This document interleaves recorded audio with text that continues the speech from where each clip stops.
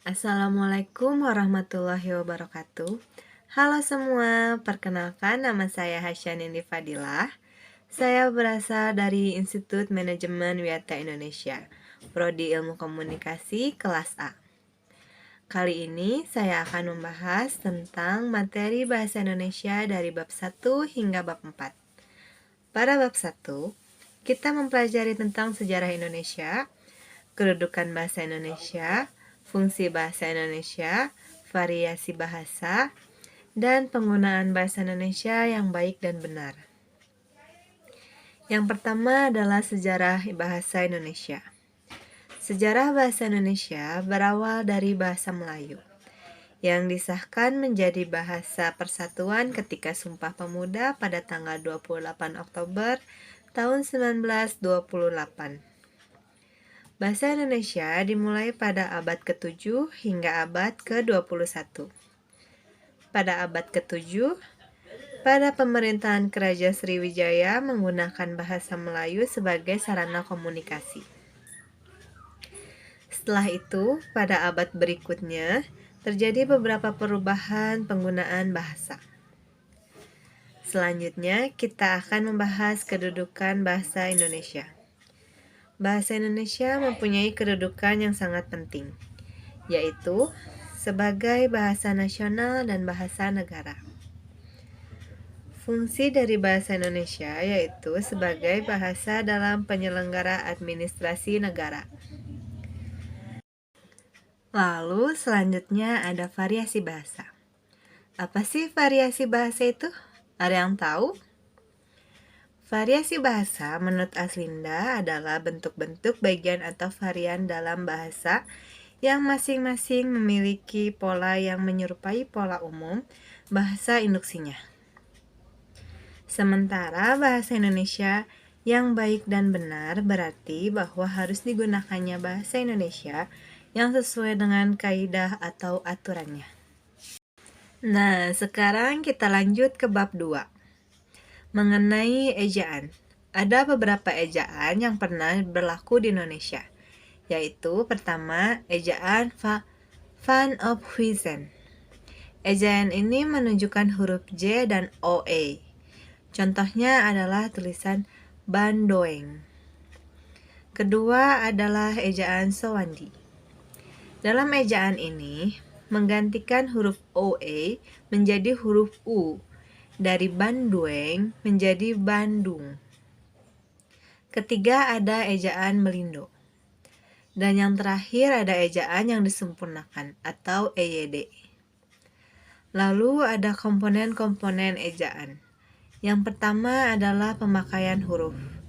Dalam pemakaian huruf terdiri dari huruf abjad, huruf vokal, huruf konsonan, huruf kapital, huruf miring, dan huruf tebal. Selanjutnya penulisan kata. Penulisan kata ini terdiri dari 1. Kata dasar. Kata dasar ini merupakan kata dasar yang ditulis sebagai satu kesatuan. Yang kedua ada kata turunan. Kata turunan diawali oleh kata imbuhan. Di antaranya awalan, sisipan, dan akhiran. Yang ketiga ada bentuk ulang. Bentuk ulang ditulis secara lengkap dengan tanda hubung. Contohnya adalah anak, strip, anak. Yang keempat ada gabungan kata. Gabungan kata juga dimaknai ketika suatu kata terdiri atas kata awalan dan diberikan akhiran. Yang kelima ada suku kata. Pembentukan kata yang tersusun dari satu fonem atau urutan fonem. Yang keenam dan yang terakhir adalah angka dan bilangan. Angka adalah lambang, sedangkan bilangan yaitu banyaknya benda dan sebagainya. Lalu ada pemakaian tanda baca, yaitu penggunaan tanda titik, koma, dan lainnya. Contohnya adalah tanda titik di akhir kalimat. Yang terakhir di bab ini adalah penulisan unsur serapan.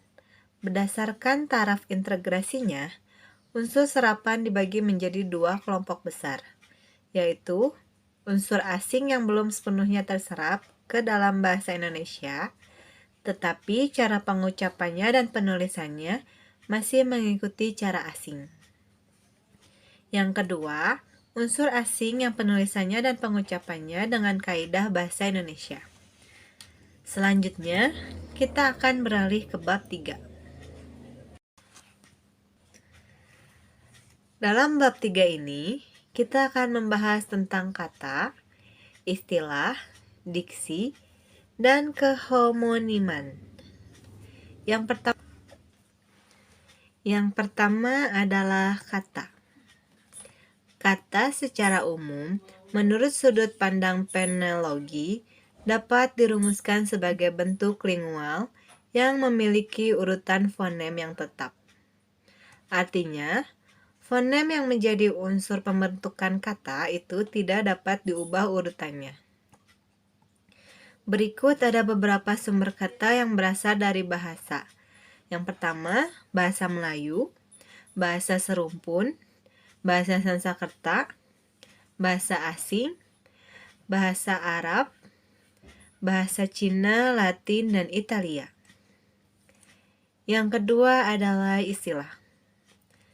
Istilah dapat diartikan sebagai kata atau gabungan kata yang memiliki makna khusus dan penggunaannya terbatas pada ranah kegiatan atau bidang keilmuan tertentu. Berikut adalah sumber istilah dari bahasa 1. Bahasa Melayu, 2. Bahasa daerah, 3. Bahasa asing. Yang ketiga adalah diksi.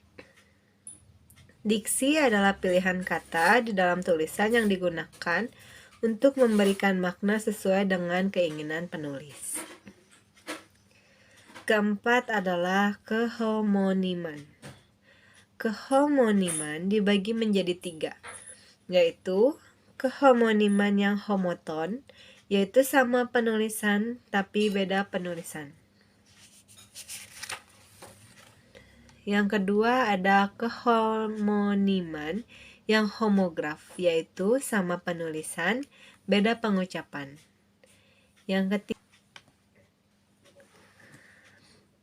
ketiga ada kehomoniman yang homofon dan homograf, yaitu sama pengucapan dan penulisan namun beda arti. Lalu ada polesemi. Polesemi adalah sebuah kata memiliki makna yang berbeda-beda. Terus ada kehiponiman, yaitu keadaan yang terdapatnya sejumlah kata bawahan dari sebuah kata yang lebih luas cakupan maknanya. Lalu ada keantoniman, yaitu dua kata yang berlawanan makna. Yang terakhir adalah idiomatik. Idiomatik adalah kesatuan utuh dari unsur-unsur berupa kata. Nah, itu semua yang kita pelajari di bab 3. Sekarang bab 4, kalimat. Ada yang tahu pengertian kalimat? Atau rangkaian kata yang dapat secara mandiri mengungkapkan suatu arti yang utuh. Selanjutnya ada unsur-unsur kalimat. Yang pertama adalah subjek. Subjek adalah bagian kalimat yang menandai apa yang dinyatakan oleh penulis. Yang kedua adalah predikat, yaitu bagian kalimat yang menandai apa yang dinyatakan oleh penulis. Yang ketiga adalah objek. Objek berfungsi melengkapi predikat berupa aktif transitif. Yang keempat ada pelengkap. Dalam struktur pelengkap, dituntut oleh predikat berupa verbal interaktif pada kalimat aktif.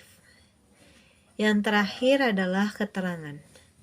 Keterangan adalah memberi penjelasan kepada unsur subjek dan predikat, seperti keterangan waktu, tempat, tujuan, dan sebagainya.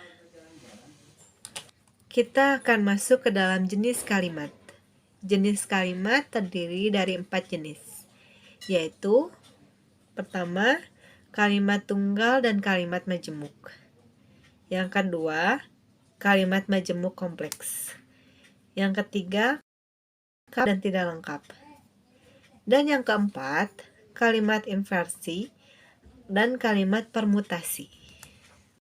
Selanjutnya kita akan membahas tentang kalimat aktif dan kalimat efektif. Apa itu kalimat aktif? Suatu kalimat disebut aktif karena subjek dalam kalimat ini hanya dapat melakukan sesuatu terhadap objek karena adanya sebuah perantara. Lalu, apa itu yang disebut kalimat efektif? Kalimat efektif adalah kalimat yang disusun berdasarkan kaidah yang berlaku, seperti unsur-unsur penting yang harus dimiliki setiap kalimat. Nah, sekian dari pembahasan saya mengenai materi-materi yang sudah dipelajari. Saya harap teman-teman sekalian dapat mengerti apa yang saya sampaikan. Terima kasih telah menonton channel YouTube saya. Sampai jumpa. Wassalamualaikum warahmatullahi wabarakatuh.